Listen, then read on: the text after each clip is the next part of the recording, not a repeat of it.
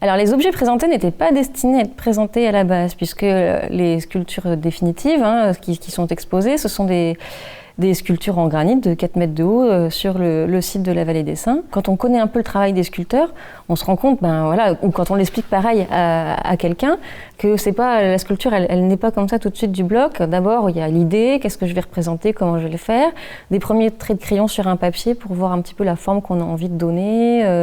Donc le papier, c'est en 2D, on va essayer en 3D. Alors par exemple, les marins à l'époque, pour les sculptures sur bois, pour les figures de proue, utilisaient de la cire beaucoup pour représenter, mais c'est plus dur à travailler. Là, les sculpteurs, c'est plutôt de l'argile d'abord, ensuite du béton cellulaire. Certains vont faire aussi des sculptures, des maquettes en granit.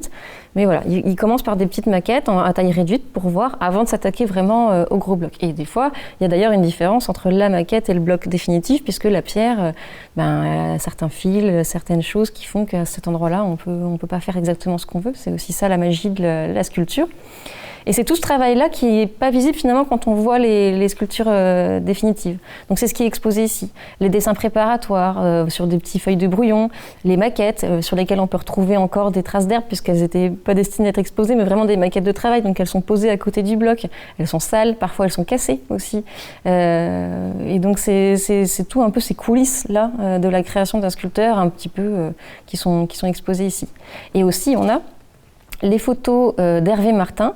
On voit le geste, on voit toutes les étapes du travail et donc qui nous a transmis ces photos qui peuvent être exposées aussi pour se rendre compte de ce que c'est sur le chantier, les différentes étapes, à partir du gros bloc jusqu'aux dernières finitions, jusqu'à l'installation ensuite sur le site de la statue.